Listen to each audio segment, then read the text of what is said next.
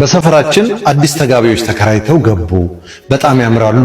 ሲወጡም ሲገቡም አንድ ላይ ነው፣ አይለያዩም። በጣም ያስቀናሉ። እኔም ሁሌ እያየኋቸው በቅናት እረላለሁ።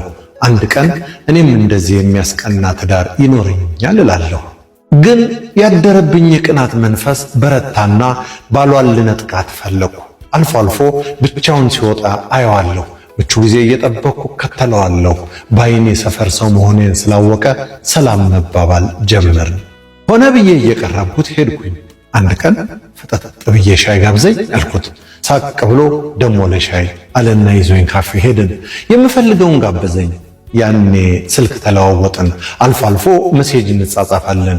እንዲሁም አልፎ አልፎ እየተገናኘን ሻይ ቡና ማለትን ልማድ አደረግነው።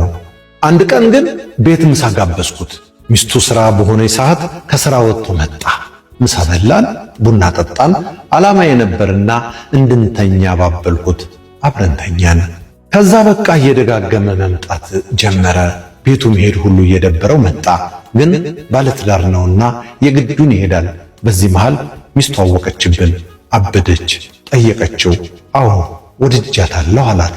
እኔ ጋር መጣች። ጠየቀችኝ። አዎ ወደዋለሁ፣ ከመጣ አቀበለዋለሁ፣ አንቺን ከመረጠም ሚስቱ ነሽና እኔ ችግር የለብኝም አልኳት። ዋናው መጣላታቸውን ሳይ ቅናት የቀዘቀዘ እፎ ያልኩኝ። እሱ ግን በቃ ከሷ እኔን መረጠ። እኔ ጋር ማደር ሁሉ ጀመረ። አንድ ቀን ሚስቱ መጣችና ደብዳቤ ወርውራልኝ ወጣች። ቤቷ ሄዳም ራሷን አጠፋች። ደብዳቤው እንዲህ ይላል።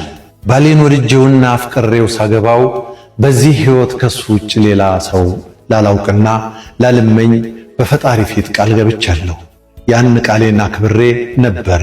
እሱ ግን በፈጣሪ ፊት የገባውን ቃል ገና በዓመታችን ብዙም ሳንቆይበት አፈረሰው።